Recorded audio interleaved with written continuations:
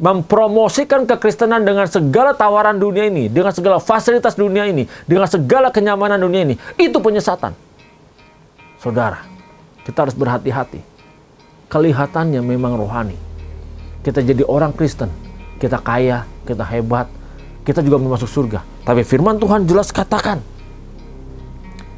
kita harus bisa memilih salah satunya. Kita harus bisa memilih Tuhan atau memilih Mamon.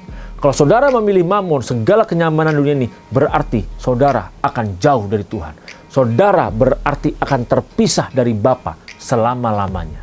Tapi kalau saudara memilih Tuhan yang menjadi Tuhan kita, justru ketika dunia ini, kita tidak lagi fokus kepada segala harta duniawi ini. Tidak lagi fokus terhadap segala kenyamanan dunia ini. Tidak lagi fokus terhadap fasilitas dunia ini. Karena kita menjadikan Tuhan sebagai Tuhan kita. Saudara, tidak perlu khawatir. Tidak perlu ragu. Mungkin kita sekarang susah. Tapi ingat, ada kehidupan kekal setelah kehidupan di bumi ini.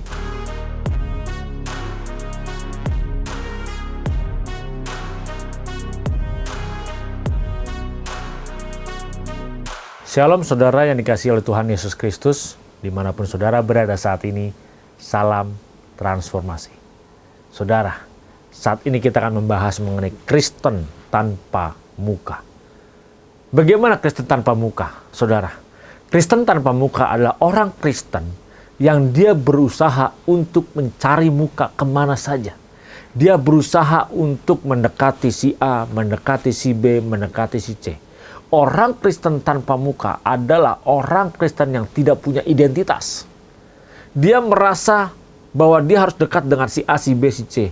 Dia berusaha untuk menggauli mereka semuanya hanya demi kepentingan pribadinya sendiri. Saudara, apakah benar orang seperti ini? Mari kita lihat firman Tuhan yang terambil dari Injil Matius 6 ayat 24.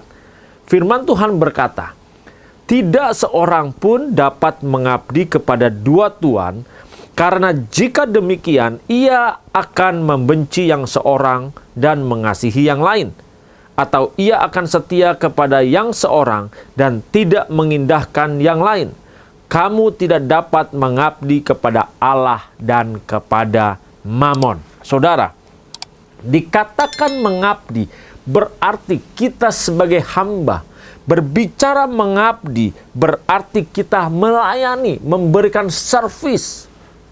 Saudara dikasihi oleh Tuhan Yesus Kristus, justru jelas dikatakan kita menghamba, kita melayani, dan tidak bisa kita mengabdi kepada dua tuan. Dapat saudara pastikan, orang-orang Kristen yang selalu mendekati si A, mendekati si B, tujuannya apa? Dia tujuannya hanya untuk mencari kesenangan dirinya sendiri. Dia oportunis, dia mencari hidupnya sendiri. Saudara, dia tidak berusaha untuk menyenangkan Tuhan. Dan firman Tuhan jelas katakan tidak bisa mengabdi kepada dua tuan. Ketika dia dekat sama si A, dia akan berusaha bagaimana supaya dia menyingkirkan si B. Dia berusaha untuk menyenangkan si A. Dia tidak memperdulikan perasaan si B. Ketika dia dekat sama si B, dia tidak memperdulikan perasaan si A. Bahkan perkataannya pun dapat diragukan. Dia bicara sama A beda, dia bicara sama B beda.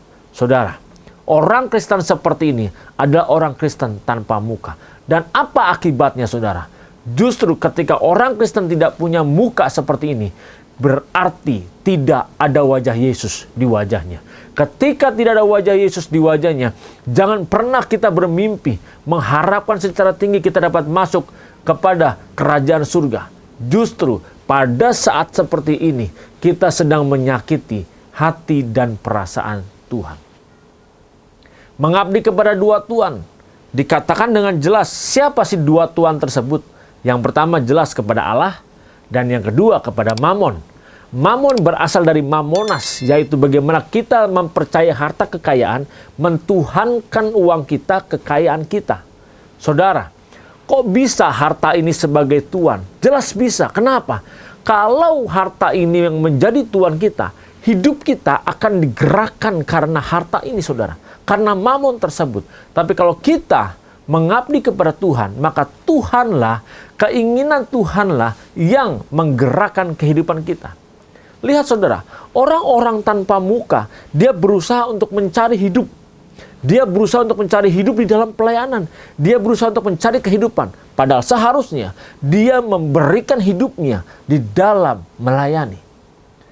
Saudara, berbahaya kan? Selama ini kita sebagai orang Kristen kan maunya, ya kita mau kaya, tapi kita juga mau selamat. Kita mau senang-senang di dunia ini, kita mau bahagia, tapi kita juga mau masuk surga. Firman Tuhan katakan, tidak bisa saudara. Harus memilih. Dan saudara harus bisa mengambil keputusan. Pilih Tuhan atau pilih Mamon. Kalau kita pilih Tuhan, pasti kita akan kehilangan atau tidak lagi memperdulikan Mamon semua itu. Tapi kalau kita memilih Mamon yang sebagai tuannya, berarti kita mengecewakan Tuhan. Kita menyakiti hati Tuhan. Saudara, pilihan di tangan kita. Selama ini kita menjadi orang percaya karena kita mau dua-duanya. Kita mendengar, mungkin kita diinjilin, kita ditawarin, kita dipromosikan bahwa kalau jadi orang Kristen, karirmu akan meningkat. Kau akan terima mujizat, sakitmu akan sembuh. Hutang-hutangmu akan lunas. Kau akan punya pekerjaan. Ini yang kita tawarkan. Saudara, begitu banyak kita selama ini justru mendengar semua tawaran-tawaran seperti ini.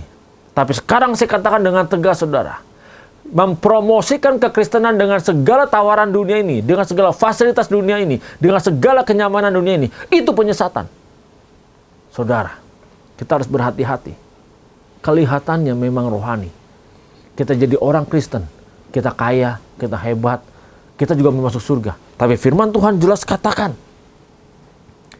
kita harus bisa memilih salah satunya.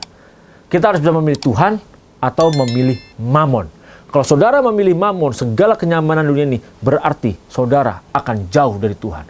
Saudara berarti akan terpisah dari Bapa selama-lamanya.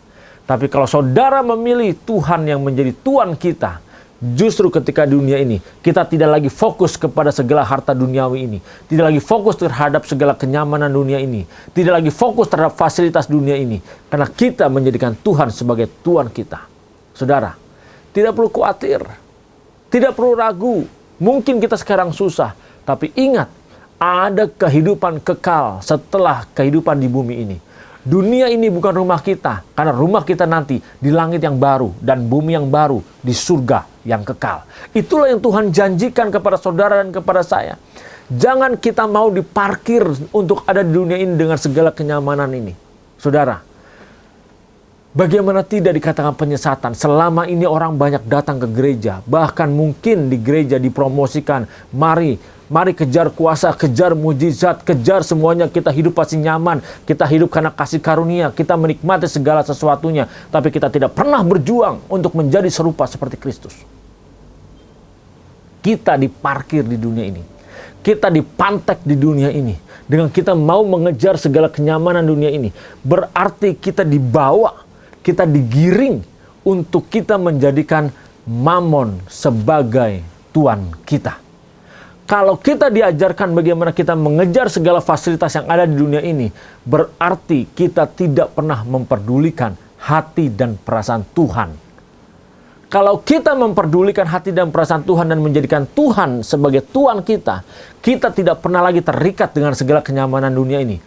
Tidak peduli kita miskin, tidak peduli kita tidak punya uang, tidak peduli kita tidak punya pekerjaan. Saudara, karena fokus hidup kita adalah bagaimana menyukakan dan menyenangkan hati Tuhan. Kalau kita menderita saat ini di dunia, sebentar saudara. Coba saudara menjadikan Mamon sebagai Tuhan. Saudara menderita selama-lamanya. Pilih mana saudara? Menderita dalam kehidupan yang singkat ini, atau nanti menderita selama-lamanya dalam kehidupan yang kekal. Kalau kita memilih Tuhan menjadi Tuhan kita saat ini, mungkin kita susah, kita tidak punya rumah, kita tidak punya uang, bertahan hanya sebentar. 70 tahun sampai 90 tahun saudara. Tapi kalau kita mengorbankan Tuhan, bahkan kita mengejar segala kenyamanan dunia ini, kita akan kehilangan Tuhan. Saudara, berapa sih harganya Mamon tersebut? Segala kenyamanan dunia ini, fasilitas dunia ini, harganya saudara, hanya semangkuk kacang merah. Tidak lebih.